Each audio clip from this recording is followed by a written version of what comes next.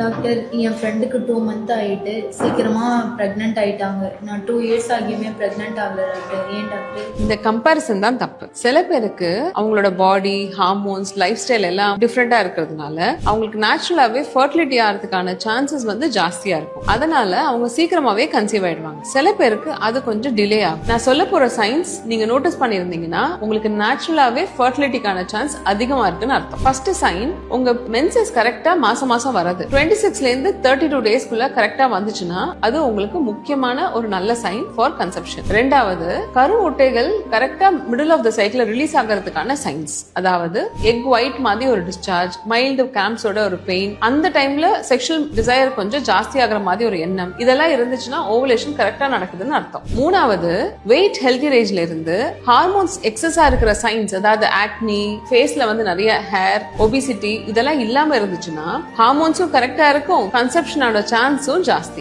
நாலாவது, உங்களோட ஹிஸ்டரியில சின்ன வயசுல இருந்து எந்த சர்ஜரியும் அப்டமன்ல பண்ணல, அப்பெண்டிக்ஸ்க்காகவோ இல்ல கருமுட்டையிலயோ இல்ல கர்ப்பப்பையிலயோ கட்டிக்காக ஆபரேஷன் பண்ணலன்னா உங்களோட சான்சஸ் பெட்டரா இருக்குன்னு அர்த்தம். சோ அஞ்சாவது, உங்க ஃபேமிலியில எல்லாருக்குமே ஈஸியா குழந்தை நின்னு நிறைய சிப்லிங்ஸ் இருந்தாங்கன்னா அதுவும் ஒரு நல்ல ஃபர்டிலிட்டிக்கான இண்டிகேஷன். சோ லைஃப் ஸ்டைல் ஓவராலா நல்லா இருந்து இந்த சைன்ஸ் எல்லாம் உங்களுக்கு இருந்துச்சுன்னா உங்க ஃபர்டிலிட்டிக்கான சான்ஸ் அதிகமா இருக்குன்னு அர்த்தம். இந்த மாதிரி ஹை ஃபர்டிலிட்டிக்கான சைன்ஸ் மென்னுக்கும் என்ன இருக்குன்னு தெரிஞ்சுக்கணும்னு சொன்னா டிஸ்கிரிப்ஷன் பாருங்க, அங்க ஷேர் பண்ணிருக்கேன்.